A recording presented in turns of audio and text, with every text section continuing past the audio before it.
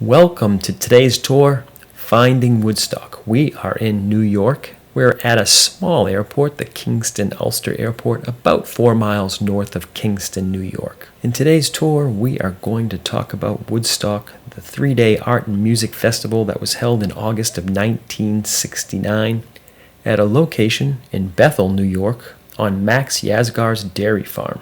There have been numerous movies and lots of books written about Woodstock, but today's tour is going to talk mostly about the locations associated with the Woodstock Festival and some of the events leading up to it. Let me get the plane started. I'll set up the cockpit and we will start our tour today. How did a festival named after Woodstock, New York, come to happen in Bethel, New York? It was actually the 5th location that had been looked at or considered by the promoters. So not going very deep in this video into the actual 3 days of the event, maybe that'll be a part 2. Today we're talking about how 4 individuals with $3.1 million, 32 musical acts, and 400,000 people ended up on a dairy farm in New York for Woodstock, which became known as the defining cultural milestone. Whether you're 8 or 80, whether you were alive or at Woodstock, or if it's something your grandparents talk about, everybody has heard of this event. Let's find Woodstock. The plane is started. Let's take a quick look at our flight plan for today. We are at the Kingston-Ulster Airport. It has an airport code of 20N. And you can see here we'll be flying north from here to Saugerties, New York, which is one of the locations we'll be talking about today. From there, flying southwest, we're heading towards Middletown. We will then make our way northwest towards Bethel or White Lake. And our final destination is the Sullivan County International Airport, airport code KMSV. And that's about 6 miles northwest of Monticello, New York. Today, we are flying the Mooney Ovation, the M20R. The original Mooney came out in 1955. The M20R Ovation that we are flying today came out in 1994. I get suggestions to fly aircraft that are more relevant or authentic to the story that we are talking about, so since the Mooney was available in the 1960s, we are flying that today while we talk about Woodstock in 1969. Small airport and a short taxi today. If this is your first time with us, welcome. What I do is I find interesting things to talk about and fly over, and we find them here in Microsoft Flight Simulator 2020.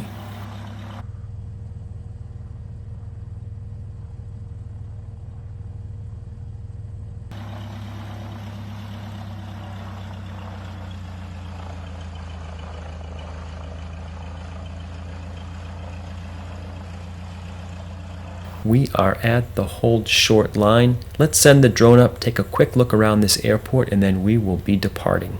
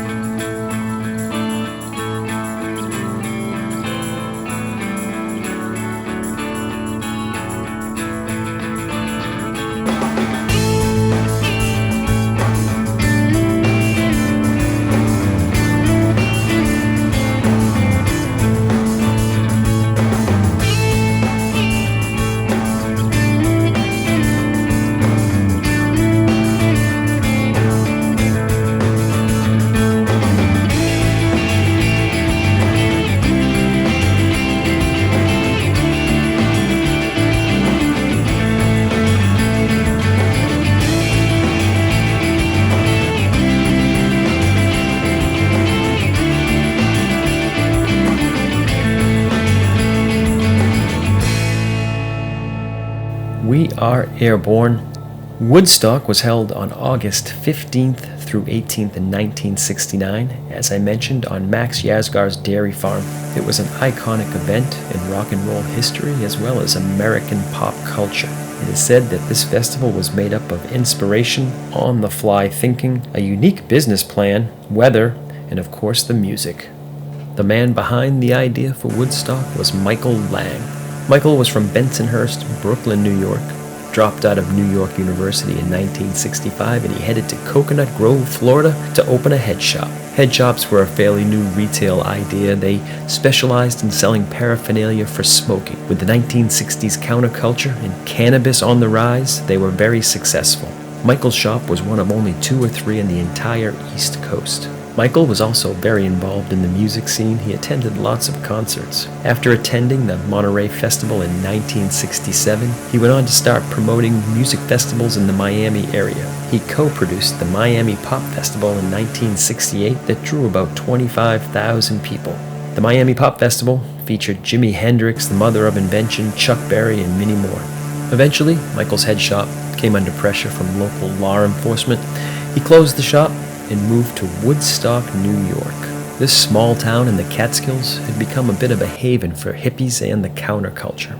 It was a popular place for artists and musicians. Musicians like Bob Dylan, Van Morrison, Richie Havens, and even Janis Joplin were known to hang out there or even live there.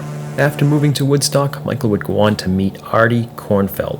Artie was a musician and a songwriter, and by 1966 he had written over 75 songs that would chart on the Billboard charts. He was also involved in over 150 albums. He would go on to be known as the father of Woodstock. The two had met when he was vice president of rock at Capitol Records. Michael came looking for a record deal for a group that he was managing, The Train. The story goes that Michael showed up without an appointment at Artie's office, but told his secretary, "Tell Artie that I'm from the old neighborhood, Bensonhurst." Upon hearing that there's somebody here to see you, he says he's from your old neighborhood, Artie was intrigued and let him in for a meeting, and their friendship started there and they became very good friends. So much so that Michael would eventually move in with Artie and his wife Linda. On this north short leg of our flight plan today, we are going over Saugerties, New York. We will be talking more about this in a bit, but this is the first site that the festival promoters looked at and wanted to have the Woodstock Festival at. Didn't turn out to be held there, of course, as we all know, but this is the first spot they looked at, and we'll be talking more about that in a bit. Although the festival in 1969 wasn't held here, it turned out that the festival, Woodstock in 1994, was held here. Our next leg here will take us southwest here from Saugerties towards the next location that we are going to talk about. As far as that first meeting between Michael and Artie, they agree it may be slightly embellished over time. The way they described their first meeting is that Michael entered the office to find Artie standing on the edge of his desk smoking hash, as if he was going to jump off and fly across the room. Michael and Artie came up with the idea of building and opening a recording studio. They thought because of the peaceful, secluded area and the thriving music scene, this would be a great opportunity. Now, the task for Artie and Michael was to find funding for this project. And that brings us to the next two individuals responsible for Woodstock, Joel Rosenman and John Roberts. John Roberts was one of the heirs to the Block Drug Company fortune, a pharmaceutical company mostly known for Polydent, a denture cleanser, but also known for sleeping aids, shampoos, and toothpaste. John was good friends with Joel Rosenman. He was a singer who had once been offered a contract with A&R Records but declined because he wanted to be a writer. With Joel's ambition to become a writer, the two friends, Joel and John, set out to write a pilot for a TV comedy series that they would pitch to the networks. The plot for this comedy is based on two young guys with venture capital to invest, and they get into these zany business ventures in each episode. To get ideas for these episodes, they ran ads in the paper stating, "Young men with unlimited capital looking for legitimate and interesting business proposals."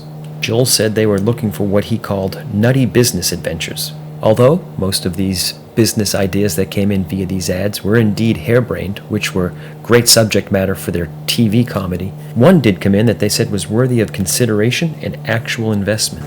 The idea was for a recording studio, and it sounded reasonable. It was actually attractive, according to Joel. The idea was from Harry Hirsch and Bob Waters, and that's what turned into Media Sound Recording Studio. It started construction in 1968 and became the place to record on the East Coast at 311 West 57th Street in Manhattan. It would officially open in 1969 and would go on to be a hit-making machine. The connection between these two groups of friends was Miles Laurie. He did some legal work for the Media Sound Project, and he was also Artie Kornfeld's lawyer. He was the one who suggested to Michael and Artie that they approach Joel and John about backing or funding for their recording studio. Miles, as the go-between, called John for Artie and Michael in February of 1969 and said he had some clients interested in building a recording studio in Woodstock, New York. If they'd be interested and talk with them, or at least share their experience in building the studio in New York City, he would appreciate it. And although John and Joel weren't necessarily interested in another recording studio project, they offered to meet them, and the four met at John and Joel's apartment. During the meeting, they described their idea for the recording studio in Woodstock, New York, and Michael and Artie told Joel and John they would have a formal business proposal to them within a couple of days. Joel recalls getting the proposal for the studio. He said 30 of 31 pages were about the site, the budget, and studio design. But on the very last page, they described how they would promote the new studio by having a press party, possibly by getting the local talent at the time in the Woodstock area to perform. Well, this local talent would be the likes of Bob Dylan, Tim Hardin, Janis Joplin, John Sebastian, and Joel thought, why bus in recording studio executives and manager? We could sell tickets to the event. John and Joel went back to Artie and Michael and explained that they were still unsure how successful their recording studio Media Sound was going to be. They explained that they were very interested in doing the event as a rock and roll festival, but they were not interested in the studio. Michael and Artie, on the other hand, were not giving in on the studio, and Joel and John were only interested in financially backing the festival. A compromise was then reached. John and Joel would back the festival with the seed money, and some of the profit from the festival would then go to the creation of the recording studio, and this was the birth of the Woodstock Festival. Now, the main focus and effort for these four was the planning and production of the music festival. The first task was staffing. Stan Goldstein was brought in as the sound engineer, Mel Lawrence was brought in as director of operations, John Morris as head of production, Edward Chip Monk as production supervisor and lighting designer, Bill Belmont as talent coordinator. The plan was now in motion. The overall plan for the 3-day event was day 1 was to be folk music, day 2 would be more of English rock, and Sunday would be the American-based acts. As the days and weeks of planning went on, Tisha Agri, Michael Lang's production assistant, always says how she would ask Michael constantly, Michael, have you signed any groups yet? He wouldn't say yes, he would just respond, it's together, man. And she realized that he hadn't signed any acts yet. But in Michael's words, it would come together when he signed the first 3 groups, Creedence Clearwater, Jefferson Airplane, and Canned Heat. Once large acts signed onto the bill, it was easier to get more acts to follow.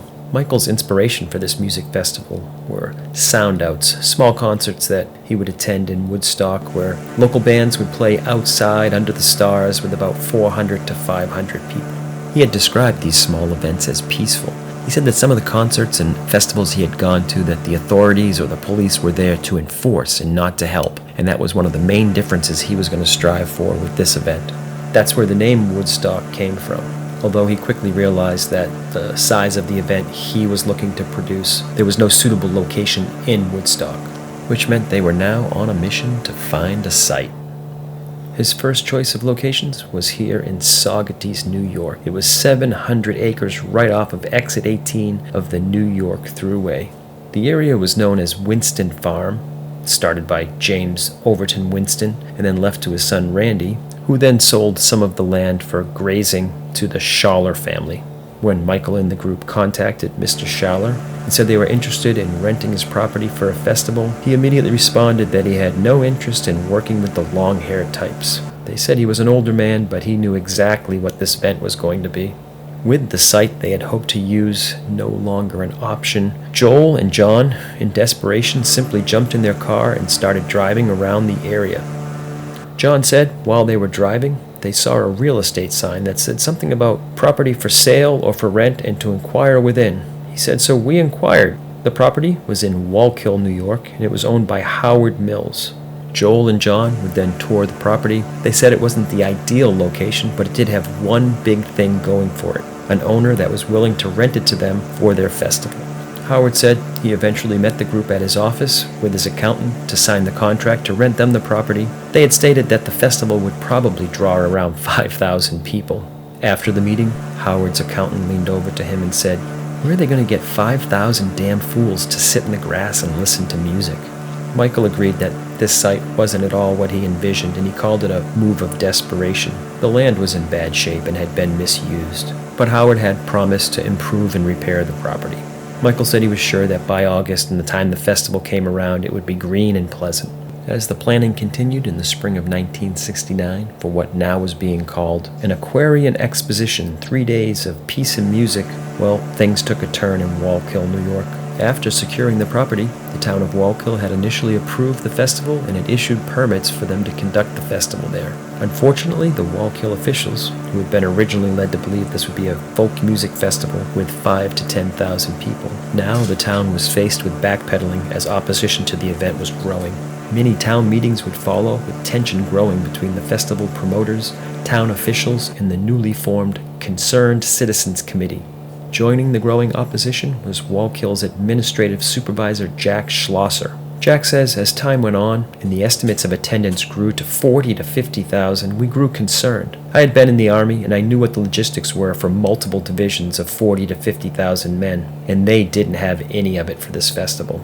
What was happening in Wallkill was an illustration of the generation gap. Those from the 1940s and 50s clashing with the 1960s sub or counterculture. Wallkill residents at these town meetings would say things like they didn't want this horde of drugged-out hippies descending upon their town. The debate grew so heated among the residents that there was actually rumors and threats that they were going to blow up the house of the landowner who had rented them the land at Mills Industrial Park. The Concerned Citizens Committee, led by Dennis Cosgrove, working with their attorney, Monty Rosenstein, worked to find a legal approach to prevent the festival from taking place. Howard Mills says one of his friends contacted him and asked for him to meet him late at night somewhere away from his house.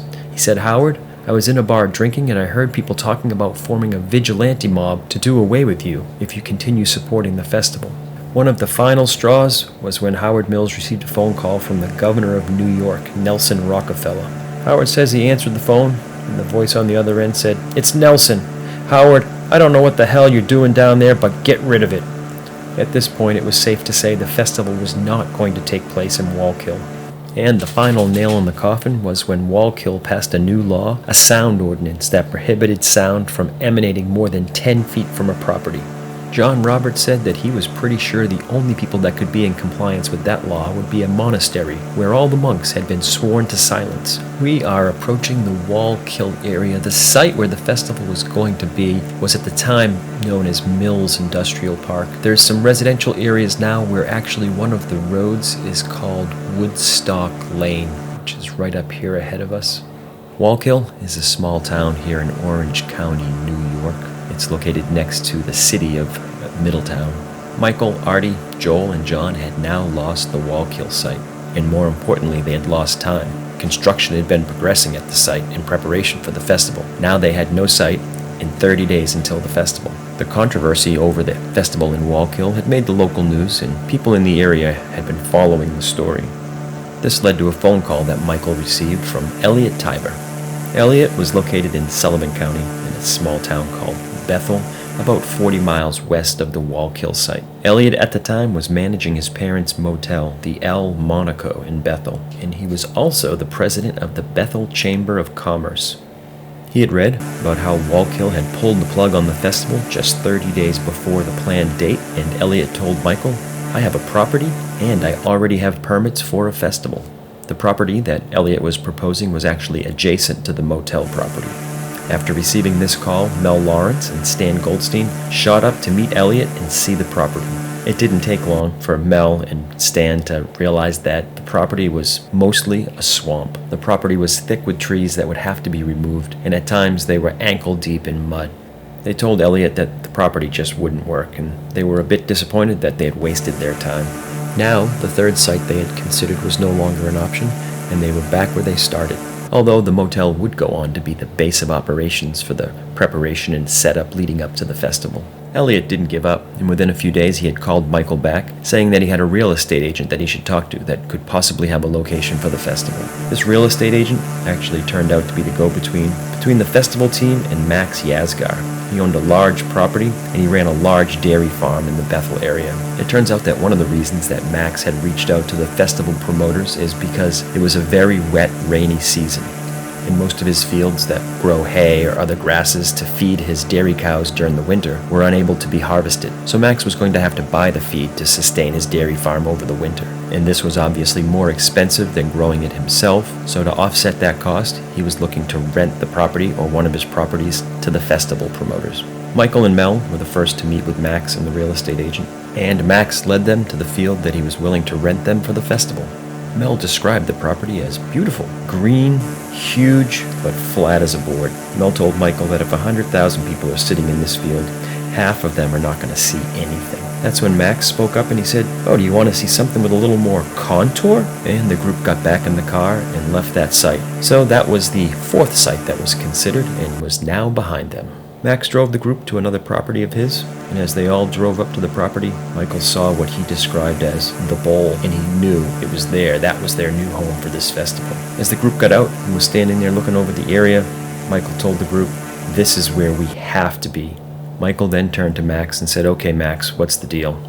And they would go on to make a deal with Max, and as it turned out, Max had found them and supplied the festival site for Woodstock, not the other way around. Max may have been a dairy farmer, but he was a very successful, large dairy farmer. He was well educated, a successful businessman, and he was prominent in the area. Immediately following the meeting, Michael called John and said, "You have to get up here right away and sign a contract with this farmer." And that's exactly what they did. John Roberts didn't waste any time. He met with Max, they worked out the details, and they signed a contract to rent the property. John said he hit it off with Max right away. He described the Yasgurs, both Max and his wife Miriam, as decent, gentle, caring people who came to our rescue. Of course, it didn't take long before opposition to start here in White Lake, the area of Bethel, New York. But there was one thing that was different here. Max was a pretty important person in the county, and he had some important contacts. But according to Max's son, Max was a principled man, and he stood up against this opposition. At more than one town meeting, he recalled how Max said, "You don't like these kids, the way they dress, because they're opposed to the war, but thousands of Americans have died to give them the right to oppose the war, and they're going to have their voice in their festival." Michael and company now had a true advocate in Max. John said the group's plan was to drive on with such confidence and inertia that they would get through the event before the opposition could even get enough movement to stop them, and that is exactly what happened. Now the task ahead of them was to get the word out for everybody that had bought tickets and knew the festival had been canceled in Wallkill had moved to a new location just 30 days before the event. And then the monumental task of building out the site in only 30 days. And just for good measure, the weather would not cooperate. Over the next 30 days, it would rain about 20.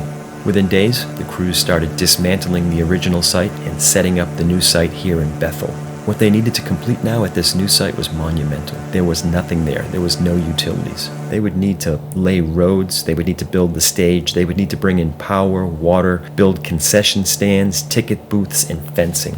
And at this point now, it all had to be completed in 28 days. Hundreds of thousands of dollars and hundreds of man-hours had gone into the previous site, and now they were starting over.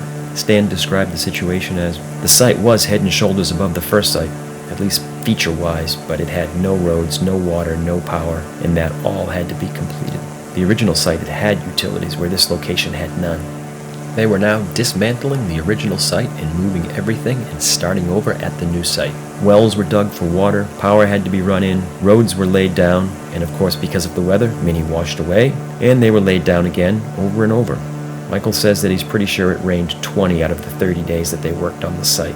An enormous construction effort took place day and night, but as the day of the festival approached, they knew that they would not complete everything.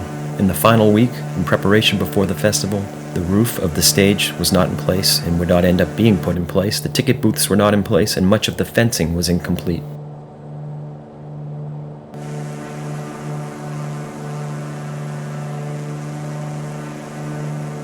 We are approaching Monticello, New York. This was one of the larger towns in the area close to Bethel or the White Lake area. Because Monticello is located right on Route 17B and they are between the Thruway and Bethel, they encountered all of the traffic and the people that were coming in this direction towards the festival in 1969. At one point, below us you can also see the Monticello racetrack. I believe at one point they were trying to make arrangements to use that for parking and I guess shuttle the people to the festival, and for some reason they were unable to acquire that. Backdoor deals with inspectors, writing checks for payments being demanded by suppliers and vendors and contractors, and all of this construction effort culminated in being almost ready for the expected crowd. An indication of what was about to happen was described by John Morris, the head of production. After working all night Thursday night and finally getting the sound system working, the sun started to come up. He said, "I looked out over the field and it was already full of people." So the first words, now spoken through the sound system at Woodstock, were John looking out at this site and saying, "Holy shit." And that began the 3 days of peace and music. We are flying west. Below us is 17B, which was the main route into the area. Many of the iconic photographs of the traffic getting into Woodstock were taken along 17B, this road below us. If you look off to the right here, you can see Sullivan County Airport. And that Friday, August 15th, 1969, the crowd descends on Bethel, New York. 500,000 people, and who knows how many automobiles brought business as usual to a halt for more than 20 miles in all directions.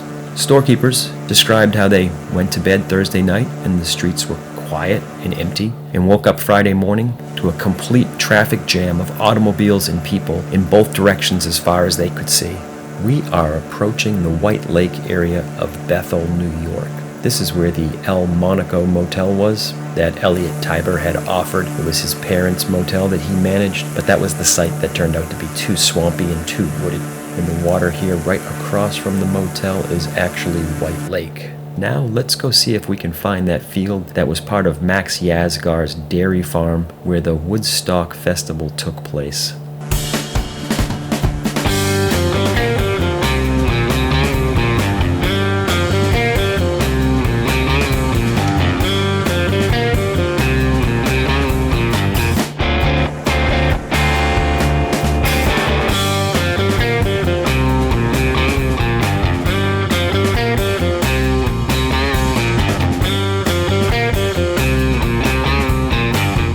We are now approaching the site. It's now the location of the Bethel Woods Center for the Arts, which is an amphitheater, performing arts center, and it's a museum also located at the site of the 1969 Woodstock Music and Art Fair. And here it indicates where the stage was set at the bottom of this hill. Across the street from the stage, actually they had created a walkway up and over the road, leading to where all the office trailers were, or the operations people, and also the backstage area for the musical acts. And on Friday, when it would become impossible to get in and out of the area by automobile, this area across the road is where they would also set up the helicopter landing area. Also across the road from the site is Filipino Pond. Many of those iconic photos from Woodstock showing people in the water, that would be this pond. One of the issues with traffic was that they had planned for 500 acres of parking, but because of rain, many of these lots were unusable and the cars couldn't be moved off of the roadway. In interviews, both Santana and Arlo Guthrie, who flew into the festival by helicopter, said that many of the photos and videos show the crowds right at the concert site, but there were people in every direction for miles. Arlo Guthrie said that there was a person in every field and under every tree for as far as they could see. Santana described it as the crowd being so big that it looked like a single giant living organism spread out below them. Now that the festival was underway, the challenge was not over. What they would have to overcome and what people would experience for the next 3 days is a very interesting story as well, and that just might be part 2 of this tour. But today's tour was Finding Woodstock. We looked at the locations that were all considered, but they ended up here in Bethel, New York, on a field owned by a dairy farmer, Max Yasgur. Well, I hope you enjoyed today's tour. As I mentioned, I think we will do another tour in this area, talking about what took place over the 3 days of Woodstock and the aftermath, and possibly for that tour, we will fly a helicopter so we can even get closer to the site. Let's make our way to our final destination today, which is the Sullivan County International Airport. The cost of today's tour is pretty reasonable if you could just reach down and hit that subscribe button. It really helps the channel and I appreciate it. We will make our way to the airport and we will be on the ground shortly. Scott Muni at WMEW-FM, Metro Media Stereo, New York. The Woodstock Music and Art Fair, the 3-day Aquarian Exposition, will be held at White Lake in the town of Bethel, Sullivan County, New York. And on Friday, August 15th, you'll hear and see Joan Baez, Arlo Guthrie, Tim Hardin, Richie Havens, incredible string band, Ravi Shankar, Sweetwater. Saturday, August 16th, Canned Heat, Creedence Clearwater, Grateful Dead, Keith Hartley, Janis Joplin, Jefferson Airplane, Mountain, Santana, and The Who. On Sunday, August 17th, The Band, Jeff Beck, Blood, Sweat, and Tears, Iron Butterfly, Joe Cocker, Crosby, Stills and Nash, Jimi Hendrix, The Moody Blues, and Johnny Winter. Tickets are available by mail or at your local ticket agency for any 1 day at $7, any 2 days, $14, and for all 3 days, $18. We are on the ground. Welcome to the Sullivan County International Airport. Let's find a place to park the aircraft. We will get the plane shut down and we will take a quick look around this airport. Over the next 3 days, they would deal with the enormous crowd, much larger than they expected, unbelievable traffic jams for 20 miles or more in every direction, the inability to enforce or collect tickets, meaning it was essentially a free concert now, bands and musicians that couldn't get to the festival site because of the traffic, band managers now realizing that there was no way to stop the crowd from coming in for free, demanding cash payments up front before they would let their acts go on stage. A constant battle of traffic, trash, food, toilets, mud, bad weather, the authorities, and so much more. A rock music festival that drew hundreds of thousands of young people to a dairy farm in White Lake, New York over the weekend came to an end today. And we have a report from Richard O'Brien.